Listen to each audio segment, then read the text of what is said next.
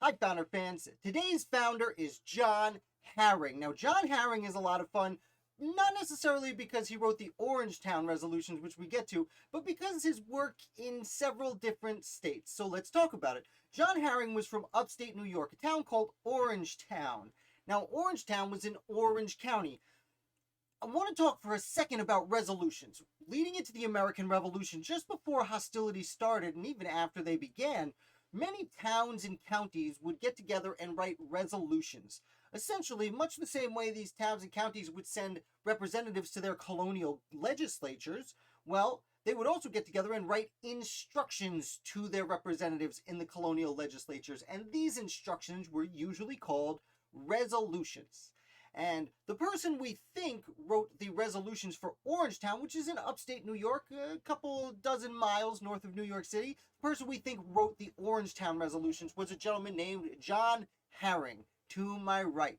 And, well, actually, that's not him. No known image. But his name's over there. And John Haring, as I said, probably wrote the Orangetown resolutions. And then, when the First Continental Congress was called into session, he was selected to represent Orange County alongside Henry Wisner at that very first Continental Congress. Now, New York elected their representatives in a fairly peculiar manner. Some other colonies did this also, but they generally elected, the counties elected their representatives.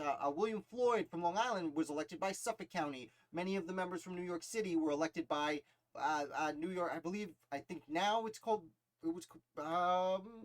now I think it's called New York County, but I'm not sure what it was back then. Either way, they elected these representatives who then went to the First Continental Congress. And so therefore, John Haring was actually very directly elected by the people in his community. Now, he goes to the First Continental Congress. He's there for the whole time.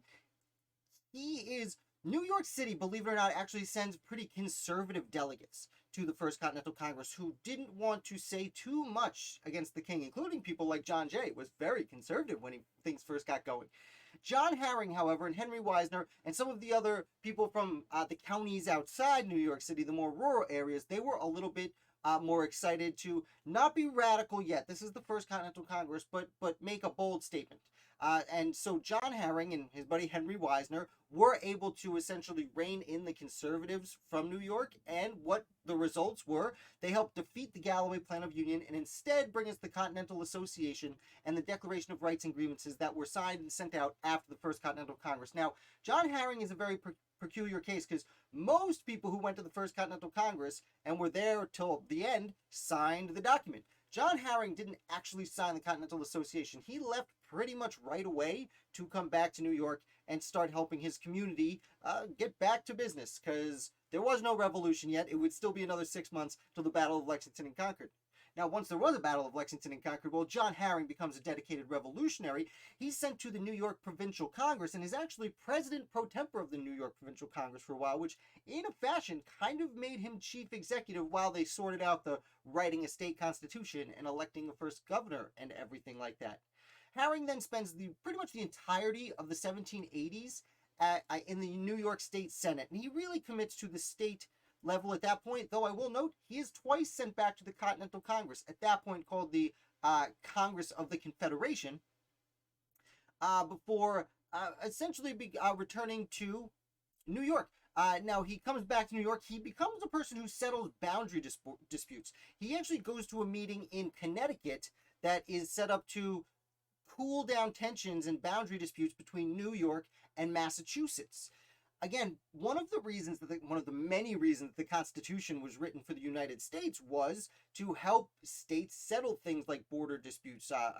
Famously, there was the Mount Vernon Conference trying to settle disputes between Virginia and Maryland, and here we are meeting in Connecticut to settle a dispute between Massachusetts and New York. Now, he does pretty good at this, and people are very happy with his decisions. He is then chosen as a member of the New York State Ratification Convention, where he actually becomes an anti-federalist, despite the fact that it would help solve these boundary disputes. Maybe he likes solving boundary disputes. And speaking of boundary changes, he spent this entire career that I've just discussed in New York, living right on the border of New Jersey, and then a boundary is changed. And what do you know?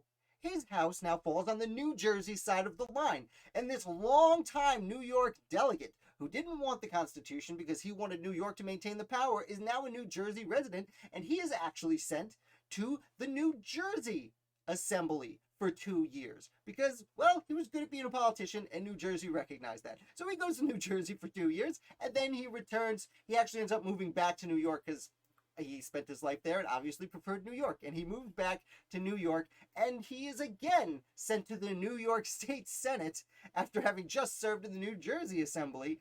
He's sent to the New York State Senate, but he only serves for one term because he decides to retire from there. So that is the life of John Haring, a very much underappreciated delegate to the First Continental Congress. I hope you enjoyed it. If you did, make sure you hit like and subscribe for American Revolution all week long.